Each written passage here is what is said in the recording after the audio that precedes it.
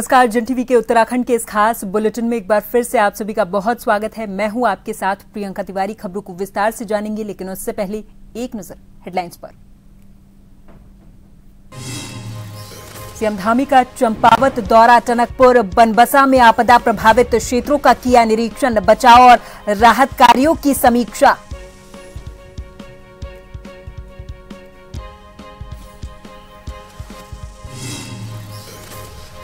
CM Dhami का खटीमा दौरा, शहीद स्मारक पहुंचकर राज्य आंदोलनकारियों को दी श्रद्धांजलि, बोले खटीमा की भूमि उत्तराखंड की जननी। कैबिनेट विस्तार पर हरीश रावत का तंज, सीएम के फैसले को कहा टालने में माहिर, दावेदारों को पद देकर सरकार की जड़ें कमजोर नहीं करेंगे।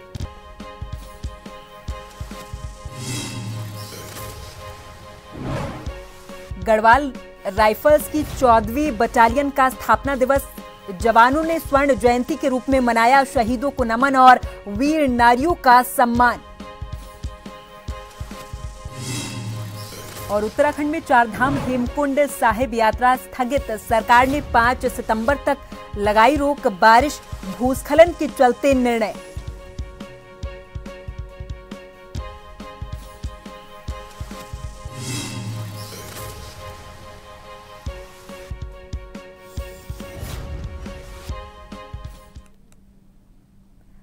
और अब खबरों को जानेंगे विस्तार से। मुख्यमंत्री पुष्कर सिंह धामी ने टनकपुर और बनबसा क्षेत्र में हालिया अतिवृष्टि और बाढ़ से प्रभावित इलाकों का स्थलीय निरीक्षण किया है।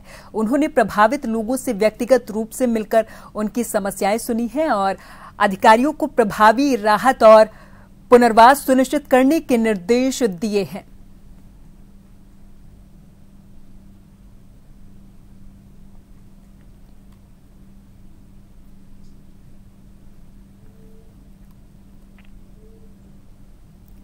उत्तराखंड में लगातार जारी बारिश को देखते हुए सरकार ने चारधाम और हेमकुंड साहिब यात्रा 5 सितंबर तक के लिए स्थगित कर दी।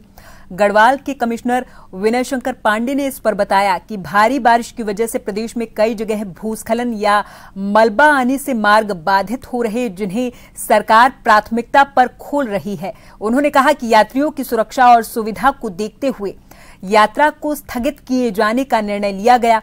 यात्रियों से ये अपील है कि वो खराब मौसम की स्थिति को देखते हुए फिलहाल यात्रा मार्गों पर प्रस्थान न करें।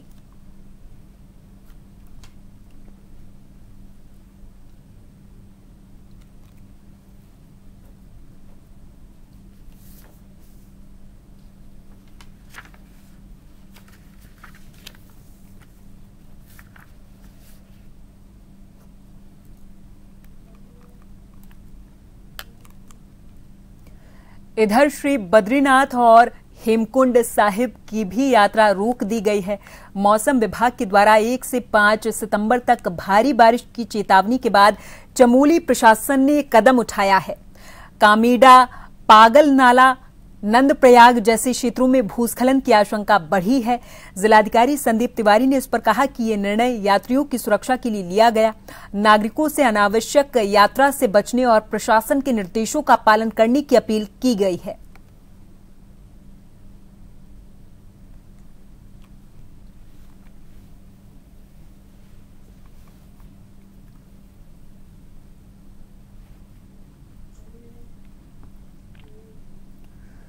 पूर्व सीएम हरीश रावत ने राज्य में हो रही कैबिनेट विस्तार की चर्चाओं पर तंज कसा और कहा कि मुख्यमंत्री एक कुशल राजनीतिज्ञ हैं। वो दावेदारों को पद देकर खुद अपनी सरकार की जड़ें कमजोर नहीं करना चाहते।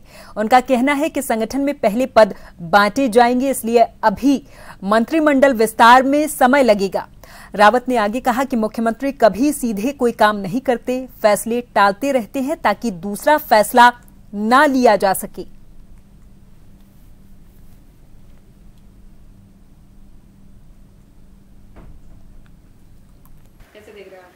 देखिए, मेरी तो कामना है कि जल्दी जो अंगूर का गुच्छा इन्होंने एक डंडे पर लटका रखा है ऊपर मुख्यमंत्री ने, वो ये जो भी आकांक्षी हैं उनके मुंह में गिर जाए, क्योंकि खाली पगलाए घूम रहे हो। लेकिन मुख्यमंत्री एक कुशल राजनीतिज्ञ हैं वो जानते हैं कि जैसे मैंने अंगूर का गुच्छा इनके मुंह में गिराया तो ये फिर सरकार की जड़ें खोदने पर लग जाएंगे और फिर स्थिरता सरकार की खत्म हो जाएगी। तो स्थिरता के लिए अंगूर के डंडे को कभी नीचे ले आते हैं ताकि आशा बनी रहे जो उछल कूद कर रहे हैं, और फिर डंडे को जैसी कुछ स्थितियां आती है फिर डंडे को ऊपर कर देते। इस बार भी वो उन्होंने, मुझे लग रहा है, फिर डंडा ऊपर करने की एक्सरसाइज पूरी कर दी है, कर रहे हैं, क्योंकि संगठन के पद पहले बटेंगे। तो इसका मतलब है वेट फॉर सम टाइम। और अब उनको मालूम है कि बहुत सारे लोग मुख्यमंत्री पद के लिए भी फुदक रहे हैं, फुद्दू हो रही है। तो उनको ये उनके खतरे को भी देखना है और इन आकांक्षाओं के कारण जो अस्थिरता पैदा हो सकती है उस खतरे को भी टालना है। भाजपा कार्यकर्ताओं ने कांग्रेस के खिलाफ जमकर विरोध किया। दरभंगा रैली में प्रधानमंत्री की मां को लेकर अभद्र टिप्पणी पर प्रदेश भर में प्रदर्शन हुए। विकासनगर में विधायक मुन्ना सिंह चौहान और जिलाध्यक्ष मीता सिंह के नेतृत्व में कांग्रेस कार्यालय के बाहर पुतला दहन हुआ है। कार्यकर्ताओं ने नारेबाजी की और अभद्रता के लिए कांग्रेस से सार्वजनिक माफी की मांग की है। भाजपा ने इसे लोकतंत्र के खिलाफ बताया है।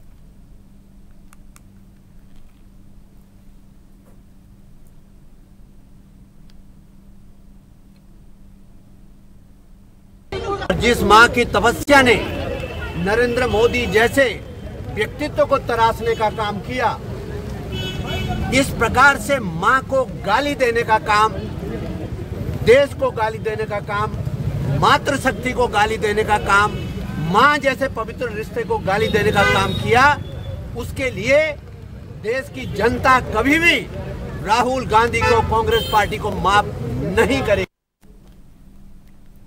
गढ़वाल राइफल्स की 14वीं बटालियन का 50वां स्थापना दिवस मनाया गया। कार्यक्रम में बालावाला स्थित वेडिंग पॉइंट में हुआ। सैनिक कल्याण मंत्री गणेश जोशी मुख्य अतिथि रहे। दीप प्रज्वलन से कार्यक्रम की शुरुआत हुई थी।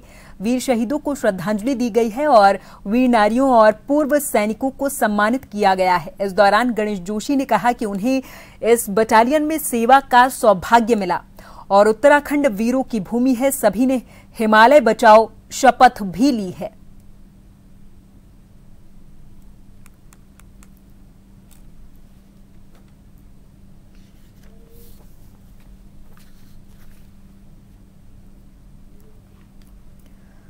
उत्तराखंड के मुख्यमंत्री पुष्कर सिंह धामी ने अपने गृह क्षेत्र खटीमा के शहीद स्मारक पर पहुंचकर उत्तराखंड राज्य स्थापना के लिए अपने प्राणों की आहुति देने वाले शहीद राज्य आंदोलनकारियों को श्रद्धांजलि दी है। बता दें कि 1 सितंबर 1994 के दिन खटीमा में उत्तराखंड राज्य की मांग कर रहे आंदोलनकारियों पर पुलिस के द्वारा बर्बरता से गोलियां चलाई गई थी, जिसमें 7 राज्य आंदोलनकारियों ने अपने प्राणों की आहुति दी थी। उन्हीं राज्य आंदोलनकारियों को श्रद्धांजलि देने के लिए हर वर्ष 1 सितंबर को शहीद दिवस के रूप में मनाया जाता है।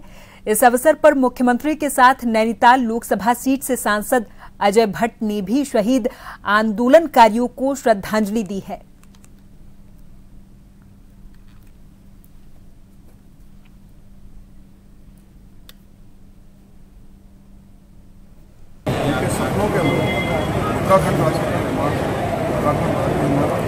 हिंदुस्तान का श्रेष्ठ राज्य बने, यह हमारा संकल्प है। और प्रधानमंत्री के खबरदार की दिल्ली से सभी उत्तराखंड वासियों को संबोधित करते हुए कहा था कि ये दशक उत्तराखंड का दशक होगा। इस दशक में उत्तराखंड अपनी बुलंदियों को छुएगा, शिखर तक पहुँचेगा, प्रगति के नए आयाम स्थापित करेगा। उसको बनाने के लिए पूरे ग्राउंड फ्लोर से होना है। इस समय में पूरे राज्य के अंदर रेड अलर्ट और ऑरेंज अलर्ट जारी है। उसके कारण अनेक स्थानों पर आज आपदा आई है। उत्तराखंड का प्रत्येक, चाहे मैं अगर दिल्ली से शुरू करूँ, धराली में आपदा आई है, थराली में आपदा है, रुद्रप्रयाग के हमारे कई स्थानों पर आपदा है, उत्तरकाशी के श्याना चंडी में, बागेश्वर में, पिथौरागढ़ में, उधम सिंह नगर और हरिद्वार में अनेक स्थानों पर जल भराव हो रहा है। हम ऐसे सरकार हमारी सबसे पहले हम सबका कर्तव्य है, हम सब आपदा रुड़की के बहादुराबाद ब्लॉक के टाका भरी गांव में मनरेगा के तहत बनी ये दीवार सिर्फ 3 महीने में ही धराशायी हुई है। ग्रामीणों का आरोप है कि तालाब किनारे बनाई गई दीवार में घटिया सामग्री का इस्तेमाल किया गया और मानकों के आधार पर नहीं बनाई गई है और इस दीवार में सरिया का भी प्रयोग नहीं हुआ है, जिससे ये भ्रष्टाचार की भेंट चढ़ गई। इसके अलावा एक ग्रामीण ने यह भी बताया कि दीवार गलत तरीके से बनाई गई है। उन्होंने कहा कि ठेकेदारों के द्वारा सरकारी पैसे का बंदरबाट करने का काम किया गया और ये मामला ठेकेदारों की लापरवाही को उजागर करता है। ग्रामीणों ने मांग की है कि इस मामले की जांच की जाए और दोषियों के खिलाफ कार्रवाई की जाए। साथ ही ये भी सुनिश्चित किया जाए कि ऐसे ठेकेदारों को भविष्य में कोई सरकारी टेंडर न मिले।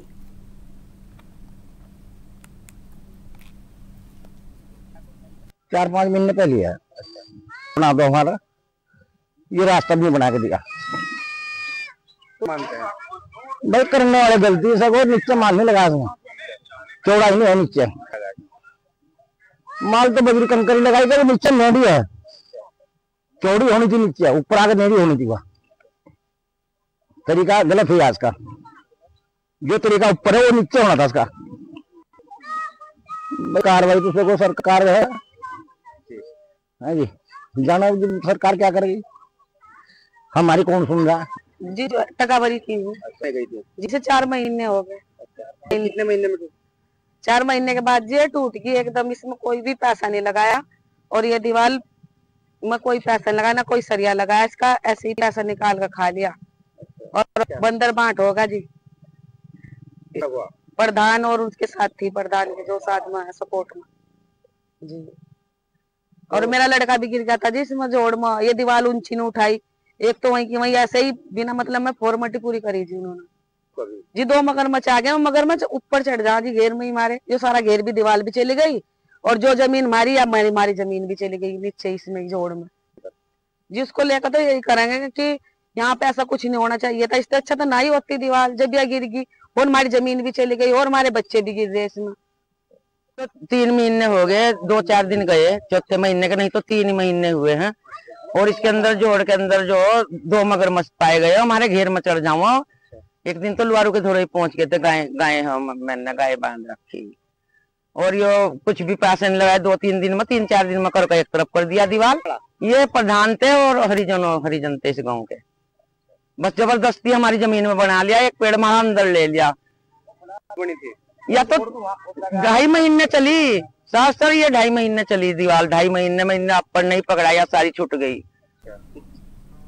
और यहाँ पर वक्त है एक छोटे से ब्रेक का, फौरन हाजिर होंगे कुछ और खबरों के साथ।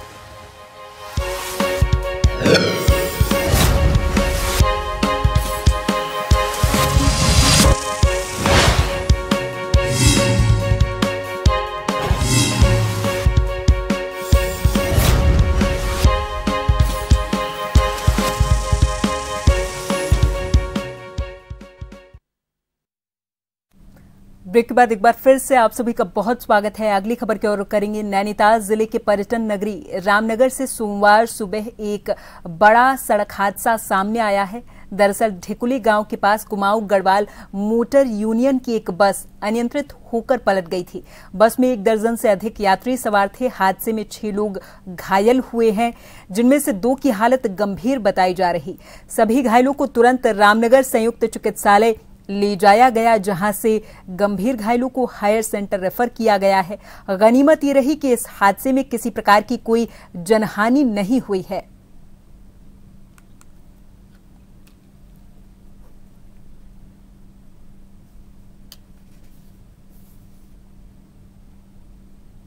तो गाड़ी यहाँ से 107 बजे गई गाड़ी नंबर से और ऊपर लखनऊ में तेल भराया। गाड़ी बड़ी प्यासी गाड़ी ठहरी, ऊपर से जिप्सी वाला टेम्पो वाला ओवरटेक और गाड़ी बहुत ही स्लो ठहरी। ये भाषा बैठे हैं सामने, उनके भी हाथ में तोड़ रही है, ये सामने बैठे हैं, लंबे हो रहे हैं, तो गाड़ी आराम से पलटी हो गया। इतने हो गए बस।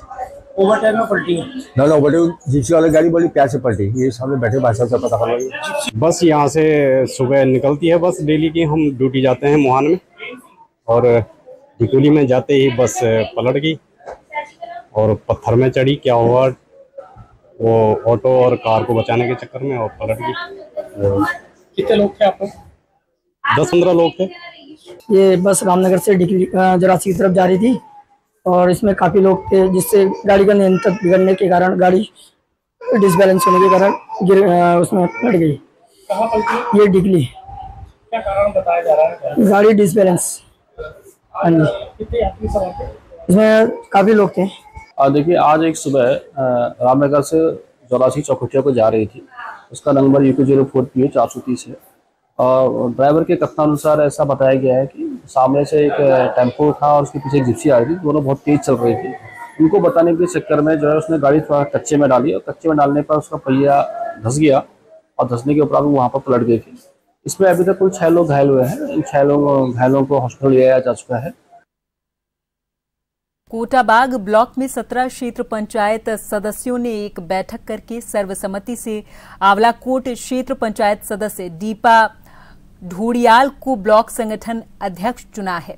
इसके बाद नवनिर्वाचित क्षेत्र पंचायत संगठन की ब्लॉक अध्यक्ष दीपा ने कोटाबाग के विकासखंड अधिकारी श्वेता सैनी को एक ज्ञापन सौंपा है, जिसमें 17 क्षेत्र पंचायत सदस्यों की मुहर और सिग्नेचर मौजूद थे, जिसमें सभी ने अपनी सहमति से दीपा को संगठन का ब्लॉक अध्यक्ष चुना है।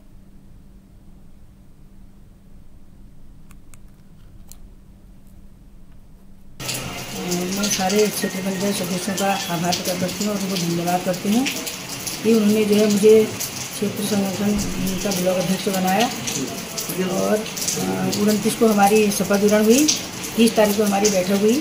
बैठक के बाद उन्होंने मुझे जो है सब लोगों ने मिलकर क्षेत्र पंचायत ने मिलकर जो है क्षेत्र पंचायत सदस्य संगठन ब्लॉक अध्यक्ष बनाया। तो योजनाएँ फॉर्म लाएंगे और अपने क्षेत्र पंचायत के जो सदस्य हैं उनका काम कराएंगे और गांव का विकास होगा और क्षेत्र का विकास होगा।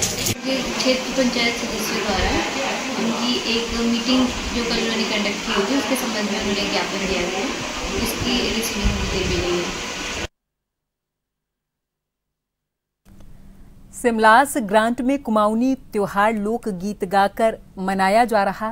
बिरुण पंचमी से गोरा महेश की पूजा करते आ रहे हैं। बता दें कि सांतु आठू कुमाऊं मंडल का त्योहार है, जिसमें गौरा मां शिव भगवान से नाराज होकर अपने मायके में आने के साथ महेश्वर शिव भगवान उनको मनाने उनके घर कुमाऊं क्षेत्र में आते हैं। उनके स्वागत में लोकगीत गाकर स्वागत किया जाता है। वहीं दूसरी ओर खरीफ की फसलों में गाब फल फूल अधिक मात्रा में आने पर खुशी जाहिर करते हुए लोकगीत गाकर ये पर्व मनाया जाता है। सिमलास ग्रांट में भी कुमाऊनी संस्कृति को लेकर बढ़ावा देने के साथ ही अपने पर्व को वर्षों से मनाया जाता है, जिससे पुरुष महिलाएं साथ मिलकर गाते हैं। इस पर्व को हर्षोल्लास से मनाते हैं।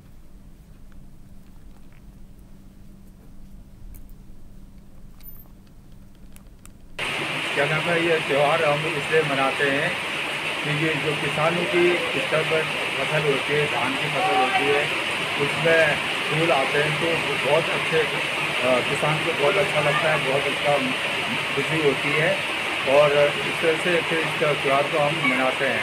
और एक दूसरा इसका ये भी है कि क्या नाम है, जो गौरा होती है वो शिव जी से नाराज होकर रूप के अपने छाटों को सप्तमी को अपने मायके आती है और तो अष्टमी को उसके पीछे महेश्वर भी करने में आते हैं। तो पहले दिन सप्तमी को गौरा की स्थापना होती है और अष्टमी को फिर महेश्वर की स्थापना होती है। और इस त्यौहार को महिलाएं, बच्चे, बुजुर्ग सभी बहुत धूमधाम से मनाते हैं।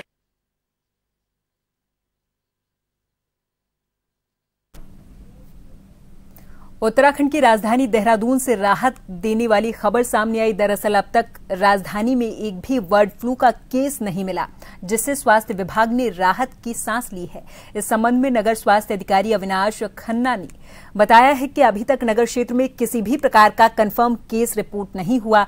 उन्होंने ये स्पष्ट किया कि देहरादून में जो केस सामने आए वो सामान्य प्रकृति के हैं और अब तक हुए सभी जांचों में किसी भी गंभीर या पुष्टि किए गए केस की जानकारी नहीं मिली है।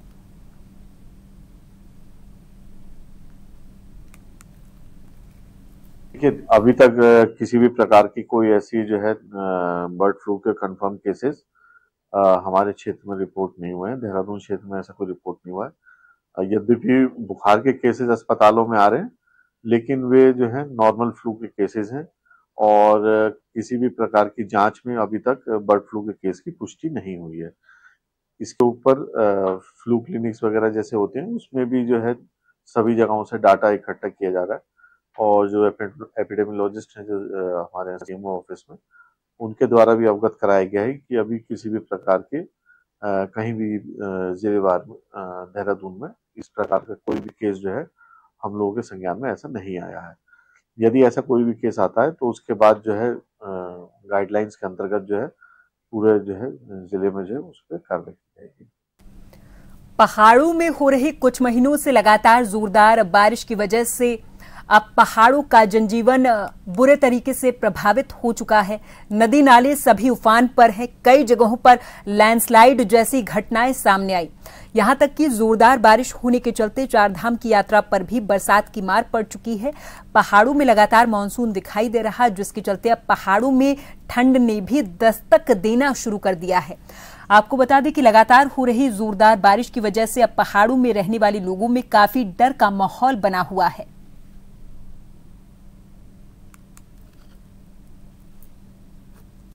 पहाड़ों में यह बरसात अब मुसीबत बनकर बरस रही है। आपको बता दें कि विगत कुछ महीनों से लगातार पहाड़ों में जोरदार बारिश हो रही है, जिसके चलते सारे नदी नाले सारे उफान पर है। कई जगहों पर लैंडस्लाइड जैसी घटनाएं भी सामने आ रही है। यहां तक कि कई गांवों में भूदसाव जैसे मामले भी देखे जा रहे हैं। लोग वहां पर परेशानियों का सामना भी करते हुए देखे जा रहे हैं। तो वहीं बद्रीनाथ राष्ट्रीय राजमार्ग से लेकर के नीति नेशनल हाईवे कई बार अधिक बरसात होने के चलते पूरी तरह से बाधित हो जा रहा है, जिसके चलते लोगों को भी वहां पर भारी दिक्कतों का सामना करना पड़ रहा है। आपको मैं तस्वीरों के माध्यम से दिखाना चाहूंगा कि किस तरीके से इस समय पहाड़ों में बारिश मुसीबत बनकर बरस रही है। मैं जरा कैमरामैन साथी से जरा गुजारिश करूंगा कि जरा इन ऊंची चोटियों को भी दिखाएं, जहां इस वक्त जोरदार बारिश के साथ मानसून किस तरह से दिखाई दे रहा है। आप तस्वीरों में देख सकते हैं। लगातार हो रही बरसात के चलते अब पहाड़ों का जनजीवन पर काफी असर पड़ चुका है। कई गांवों में लगातार बारिश होने के चलते लोग डर के साये में जी रहे हैं। कैमरामैन साथी आदित्य भंडारी के साथ नवीन सिंह जोशी। उत्तराखंड मौसम विभाग ने प्रदेश भर में भारी बारिश का अलर्ट जारी किया। सोमवार को राज्य के कई जिलों में भारी बारिश को देखते हुए स्कूलों की छुट्टी कर दी गई। लोगों से सुरक्षित स्थान पर रहने के साथ ही नदियों से दूर रहने को कहा गया है।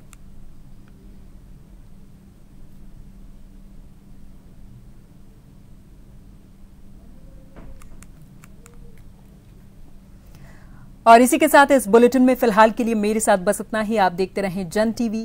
नमस्कार।